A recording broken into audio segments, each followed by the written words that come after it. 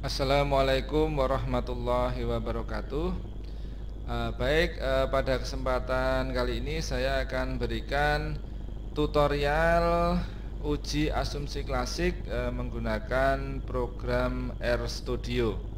Ya. Jadi pertama-tama eh, untuk kasusnya adalah seperti ini ya. Pengaruh CAR dan LDR terhadap ROA ya, jadi menggunakan dua variabel independen dan satu variabel dependen. Variabel independennya adalah CAR sebagai X1 dan LDR ya, sebagai X2. Kemudian dependennya adalah ROA atau return on asset ya, dilambangkan dengan Y ya. Ini menggunakan data sekunder perusahaan. Ini perusahaan di BI atau Bursa Efek Indonesia ya. Ini penelitian ekonomi ya. Ya, jadi analisis pengaruh CR dan LDR terhadap ROA. Nah, ini nanti kita akan lakukan pengujian asumsi klasik regresi. Ya. Untuk langkah yang pertama, kita siapkan datanya di MS Excel. Nah, untuk datanya bentuknya seperti ini ya. Jadi langsung bentuk variabel jadi ya.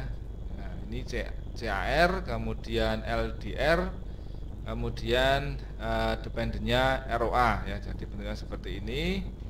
Untuk jumlah datanya adalah 125 ya, 125. Nah, jika data sudah siap di Excel, selanjutnya kita buka program RStudio. Ini ya.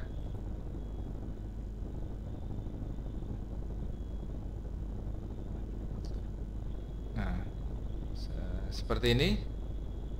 Nah, untuk program RStudio-nya ya.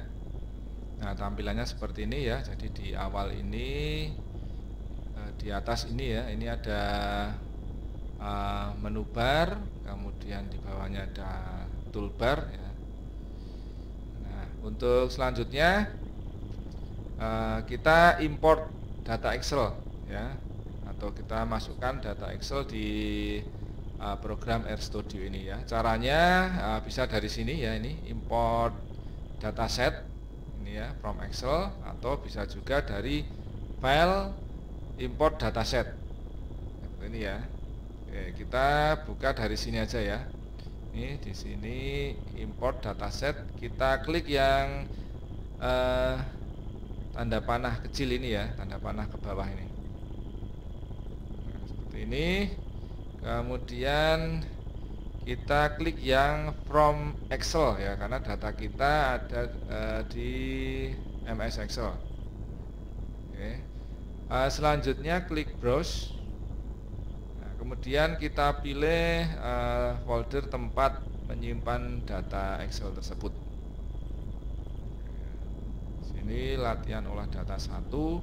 Nah, ini filenya bernama data R ya. Kita klik, kemudian kita klik open. Nah, kita tunggu sebentar. Nah, ini sudah muncul ya di sini. Ada CAR, kemudian LDR, kemudian dependennya ROA. Seperti ini ya. Selanjutnya kita klik import. Ya, kita klik import. Nah, ini sudah muncul ya, berarti ini sudah terimport ya, sudah masuk datanya di program RStudio ya. Seperti ini ya. Jadi ini yang halaman ya, atau kalau halaman yang kiri atas ini adalah untuk tampilan datanya ya, tampilan datanya. Kemudian yang sebelah bawah ini untuk mengetikkan kalimat perintah ya, atau konsolnya ya. Jika sudah, nah ini panduannya ada di ebook saya ya ini. Ini uji asumsi klasik ya. Jadi pengertiannya ya, bahwa pengujian regresi linier itu dapat dilakukan setelah model pada penelitian ini memenuhi syarat-syarat, yaitu lolos dari uji asumsi klasik ya. Pengujian asumsi klasik diperlukan untuk mendeteksi ada atau tidaknya penyimpangan asumsi klasik atas persamaan regresi linear yang digunakan. Pengujian asumsi klasik terdiri dari uji normalitas, multikolonialitas, heteroskedasitas, dan autokorelasi ya. Ini untuk data sekunder ya, untuk data sekunder itu ujinya seperti ini ya. Kalau untuk data kuesioner ya yang diambilnya sekali waktu itu tidak ada uji autokorelasi ya, tapi kalau pengen tetap diuji ya tidak apa-apa, akan tetap keluar outputnya. Seperti itu. Kemudian untuk uji multikolonialitas itu digunakan untuk regresi linear berganda ya, yang ada 2 atau lebih variabel independen. Tapi kalau untuk regresi linear sederhana yang hanya 1 independen itu tidak ada uji multikolonialitas ya, tidak ada uji multikolonialitas ya. Jadi hanya uji normalitas, heteroskedastisitas, dan uji autokorelasi untuk data sekunder ya. Baik, untuk uji asumsi klasik yang pertama adalah uji normalitas residual. Nah, ya, ini pengertiannya, uji normalitas residual digunakan untuk menguji apakah nilai residual terdistribusi secara normal atau tidak. Model regresi yang baik adalah yang memiliki nilai residual yang terdistribusi secara normal. Residual sendiri adalah nilai selisih antara variabel Z dengan variabel Z yang diprediksikan ya.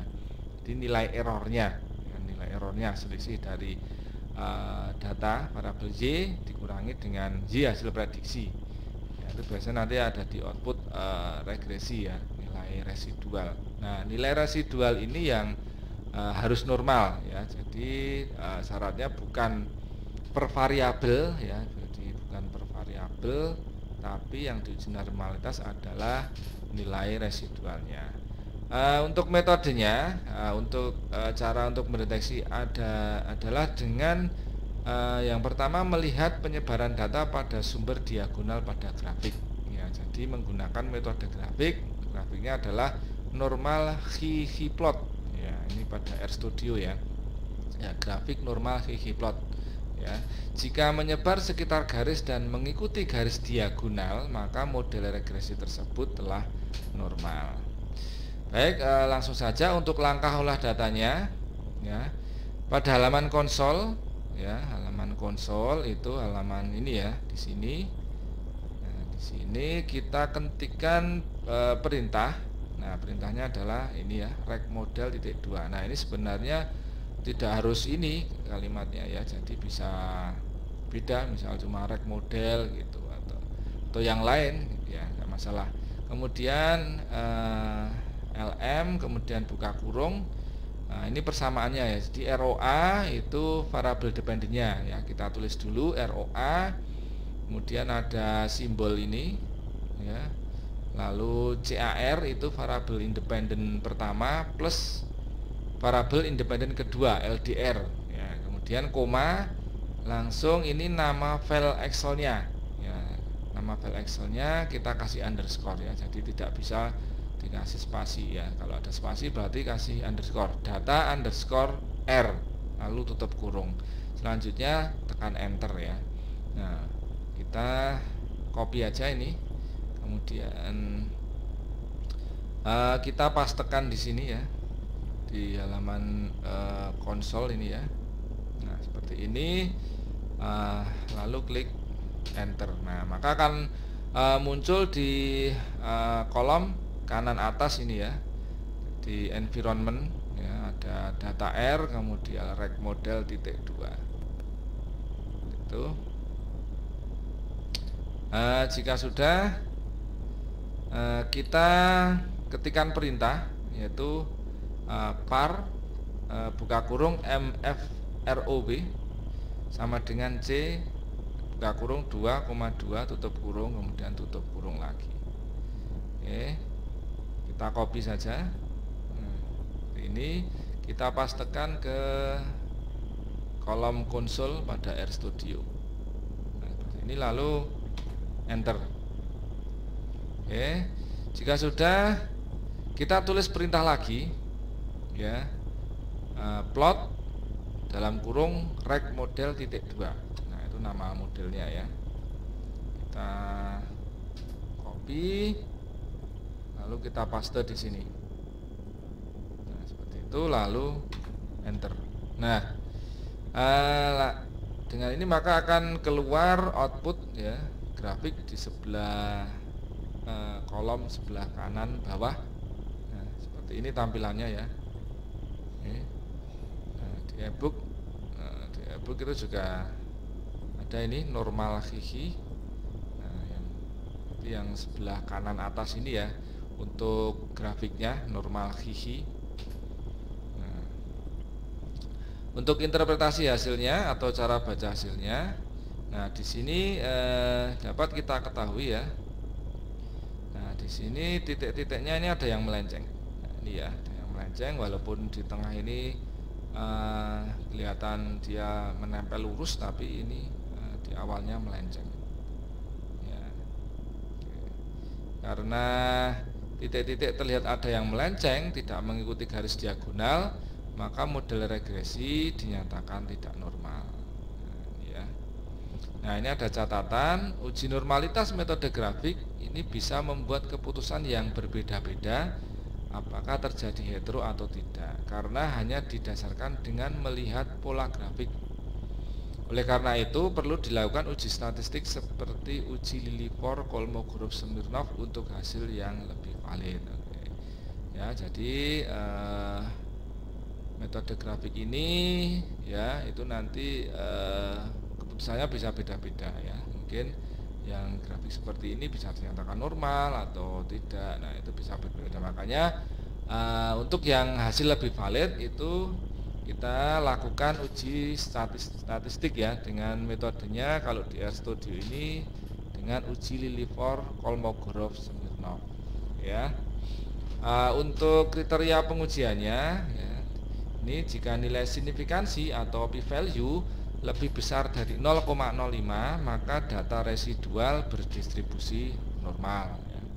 Jika nilai signifikansi atau p-value-nya kurang dari atau sama dengan 0,05 maka data residual dinyatakan tidak berdistribusi normal. Baik, langsung saja untuk langkah olah datanya ya. Pada halaman konsol kita ketikkan perintah library dalam kurung nortest. Oke, kita copy aja. Kita paste di sini. Nah, seperti itu. Lalu klik enter. Oke, jika sudah kita ketikkan perintah lagi. Ini ya.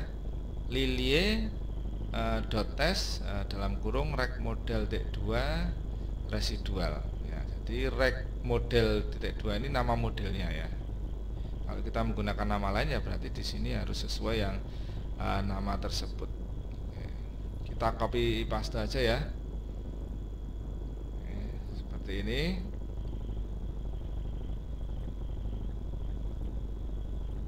Oke.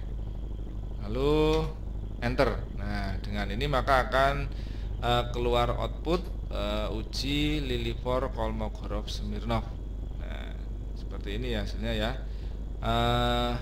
Untuk menyimpan kita bisa lakukan blok seperti ini atau di print screen ya, atau di foto ya, foto tangkapan layar ya, print screen, kemudian kita pastekan di program MS Word ya, itu untuk cara menyimpan outputnya ya.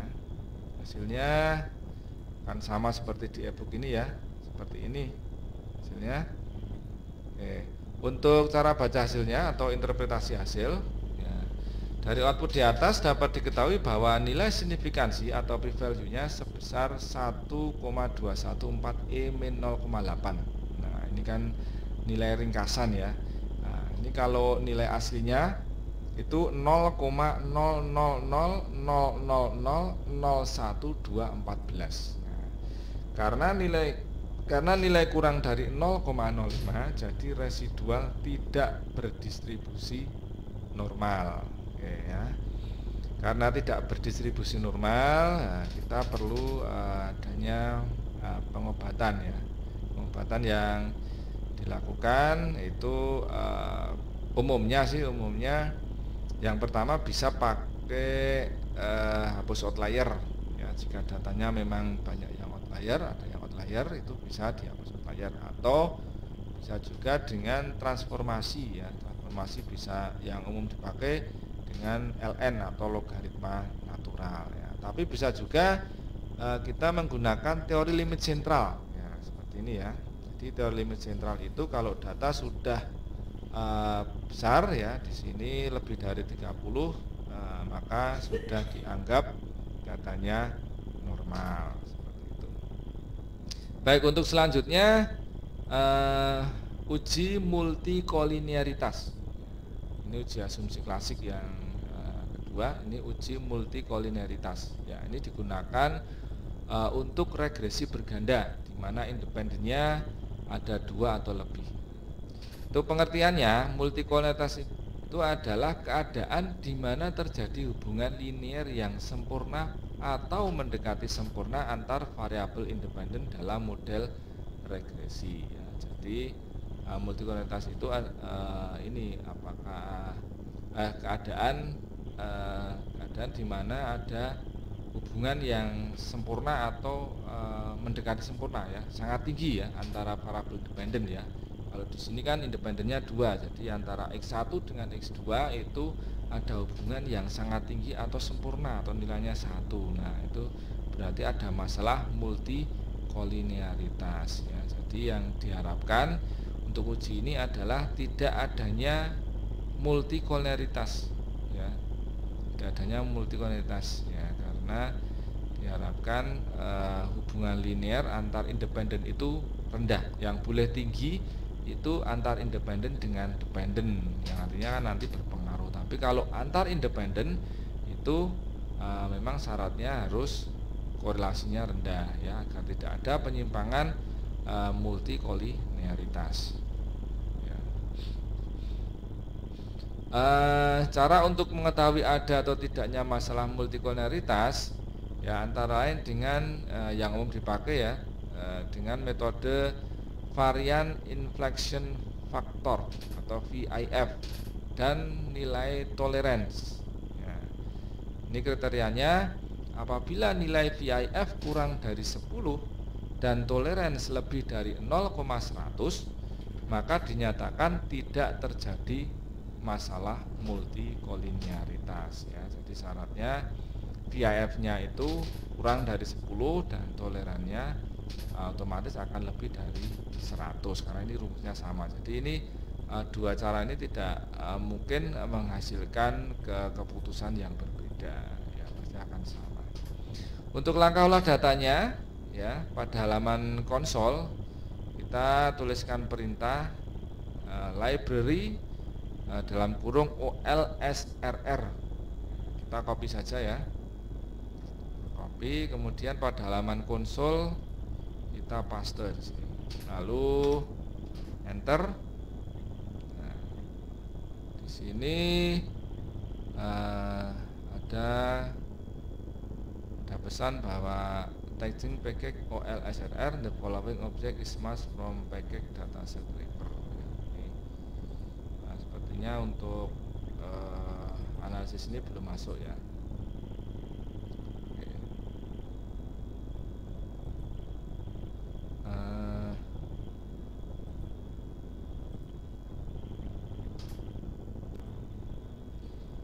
Nah, baik, kita tulis perintah,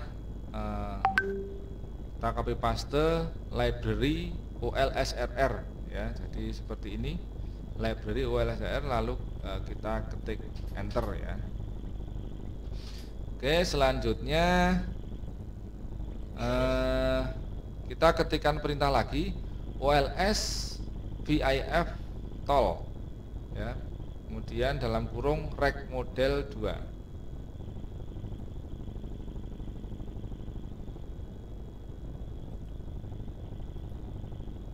Oke, kita copy paste aja. Nah, kita pastekan di sini. Oke, lalu enter. Nah, dengan ini maka akan keluar outputnya ya seperti ini ya. Nah, untuk interpretasi hasil atau cara baca hasilnya adalah dari output di atas dapat diketahui bahwa nilai VIF kedua variabel sebesar 1,003 ya, ini dibulatkan ya. Nilai ini kurang dari 10 ya. Kemudian nilai toleransi sudah lebih dari 0,100 ya. Di sini 0,996 ya. Jadi kesimpulannya tidak ada masalah multikolinialitas pada model regresi. Ya, itu tadi untuk uji asumsi klasik yang uji multikolinialitas. Selanjutnya yang ketiga adalah uji heteroskedastisitas. Heteroskedastisitas adalah keadaan di mana terjadinya ketidaksamaan varian dari residual pada model regresi ya. Jadi residual itu tidak ada kesamaan ya dari pada model regresi tersebut ya, itu dinamakan adanya heteroskedastisitas ya. Jadi yang diharapkan adalah tidak adanya heteroskedastisitas ya. Artinya harus ada kesamaan ya, kesamaan varian dari residual pada model regresi, itu yang diharapkan ya. Model regresi yang baik adalah mensyaratkan tidak adanya masalah heteroskedastisitas ya. Untuk mendeteksi ada tidaknya heteroskedastisitas dengan melihat pola titik-titik pada scatter plot regresi ya. Jadi ini menggunakan metode scatter plot ya, kan scatter plot. Untuk kriterianya, jika titik-titik menyebar dengan pola yang tidak jelas di atas dan di bawah angka 0 pada sumbu Y, maka tidak terjadi masalah heteroskedastisitas ya. Jadi titik-titik harus menyebar ya, syaratnya harus menyebar. Oke, untuk langkah datanya, yang pertama pada halaman konsol kita tuliskan perintah par, kemudian dalam kurung mfrow sama dengan C ya, kemudian buka kurung 2,2. Kita copy paste saja, kita paste di sini seperti itu, lalu tekan enter. Selanjutnya kita tulis perintah lagi plot dalam kurung rect model titik 2. Nah ya, jadi rect model titik 2 ini nama modelnya ya. Jadi kalau kita nama yang berbeda berarti sesuai yang kita namai ya. Kita copy paste seperti ini, lalu kita ketik enter. Oke.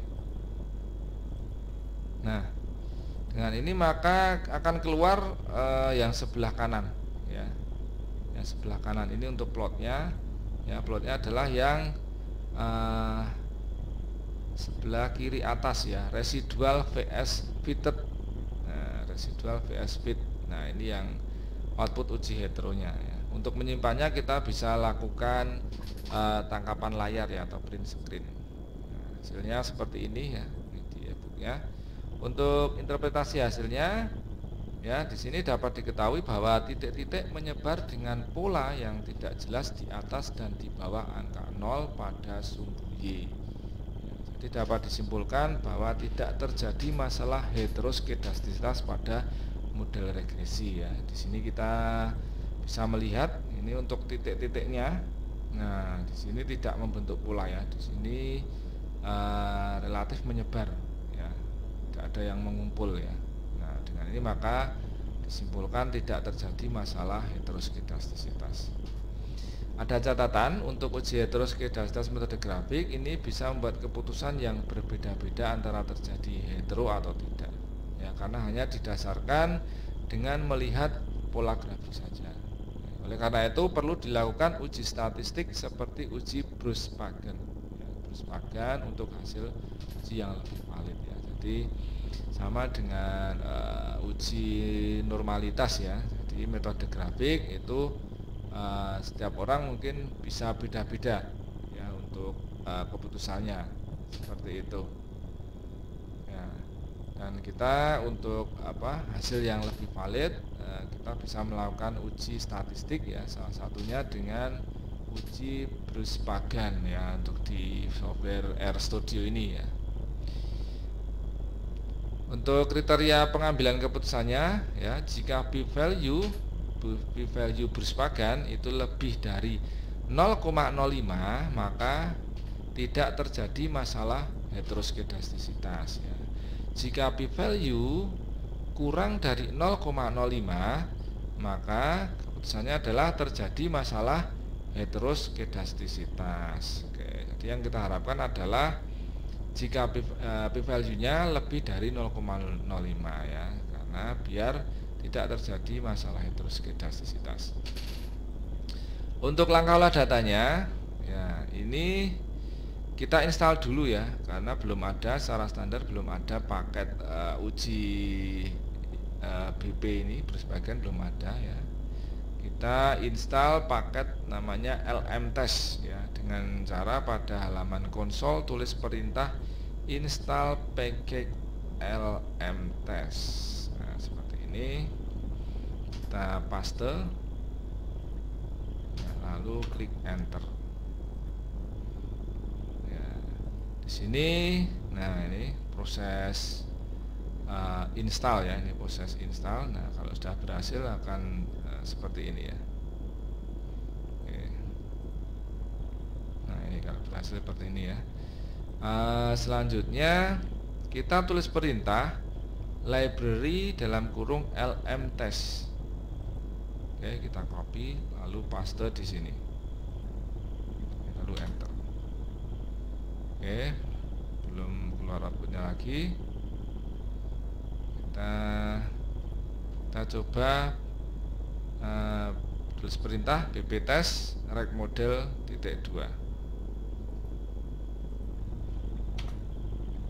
Oke, nah ini sudah keluar outputnya ya, seperti ini. Kita lihat hasilnya. Ini hasilnya juga ada di e-booknya. Untuk interpretasi hasil, nah di sini nilai p-value-nya adalah 0,262. Nah, ini p-value-nya lebih dari 0,05. Jadi artinya adalah tidak terjadi masalah heteroskedasitas pada model regresi karena nilai p-value atau signifikansinya lebih dari 0,05. Kita lanjutkan, yang keempat adalah uji autokorelasi. Nah, autokorelasi ini adalah keadaan di mana pada model regresi ada korelasi antara residual pada periode T dengan residual pada periode sebelumnya atau T-1 ya. Model regresi yang baik adalah yang tidak adanya masalah autokorelasi. Nah, untuk salah satu cara uji autokorelasi adalah menggunakan uji Durbin-Watson. Ini yang umum dipakai ya, uji Durbin-Watson atau DW. Untuk pengambilan keputusannya, nah seperti ini ya. Jadi ada nilai DU dan DL, ya, batas bawah dan batas atas ya di sini ya. Oke. Kemudian ada cara yang lain untuk pengambilan keputusan yang lebih mudah, yaitu dengan melihat nilai p-value-nya. Ya, jika p-value nilai Durbin-Watson atau DW lebih dari 0,05, artinya tidak terjadi masalah autokorelasi. Jadi prasyaratnya adalah nilai p-value atau signifikansinya itu harus lebih dari 0,05. Untuk langkah olah datanya, nah, di sini kan autokorelasi itu prasyaratnya untuk data time series. Jadi di sini diasumsikan aja bahwa data bentuknya time series ya. Untuk langkah olah datanya, pada halaman konsol kita tulis perintah library LMTest. Oke, kita copy, kita paste di sini. Oke, kita enter. Oke, selanjutnya uji autokorelasi metode uji Durbin-Watson. Ya, dengan cara kita tulis perintah ini dwTest dalam kurung rect model titik 2. Oke, kita copy, kita paste di sini. Oke, lalu kita klik enter. Nah, di sini sudah keluar untuk hasil output uji autokorelasi ya. Oke, hasilnya sama dengan di ebook ini ya. Ini untuk interpretasi hasil atau cara baca hasilnya, di sini dapat diketahui bahwa nilai Durbin-Watson sebesar 1,442. Ya, ini dibulatkan ya ini ya. Sedangkan dari tabel DW dengan estimasi 0,05 dengan jumlah data 125 ya, jadi jumlah data atau N nya itu 125, kemudian K, nah K nya itu sama dengan 2 ya, jadi K di sini adalah jumlah variabel independen ya, jadi K min 2, K sama dengan 2 ya. Diperoleh nilai DL sebesar 1,676 dan DU sebesar 1,741. Nah, jadi dapat dihitung 4 kurangi DU sama dengan 2,259 dan 4 kurangi DL 2,324. Oke. Nah, di sini bisa kita bandingkan ya, nilai DW itu kurang dari DL.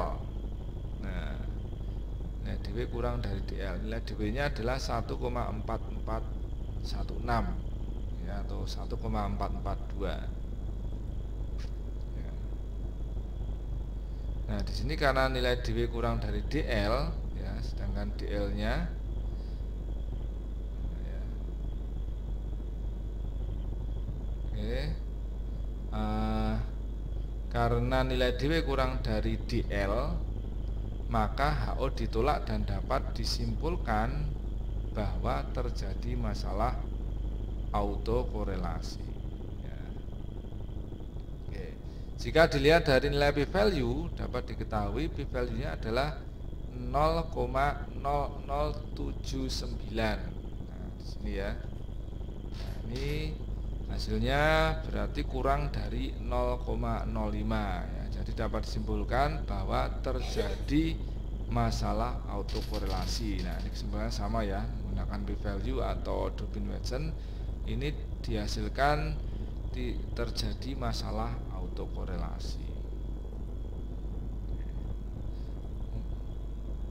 Oke, kita buka studio. Nah, di sini untuk menyimpan klik file, ya, save all. Kemudian kalau ingin membersihkan ini ya, atau menghapus data yang terimport di Smart BLS, di RStudio maksudnya, kita klik yang ini ya, gambar sapu ini ya, clear object from the workspace ya, seperti ini, lalu klik yes. Oke, nah, jadi data sudah hilang. Kemudian untuk menghapus data yang sebelah kiri ini kita klik jendela ini. Oke, misal kita ingin menge-close program ya, di sini ada perintah save, kita klik aja save. Oke, maka program sudah tertutup. Baik, itu tadi tutorial uji asumsi klasik ya untuk data sekunder ya, contohnya di sini ya. Berarti uji asumsi klasiknya ada uji normalitas, multikolonialitas, heteroskiditas, dan uji autokorelasi. Kurang lebihnya saya mohon maaf. Wassalamualaikum warahmatullahi wabarakatuh.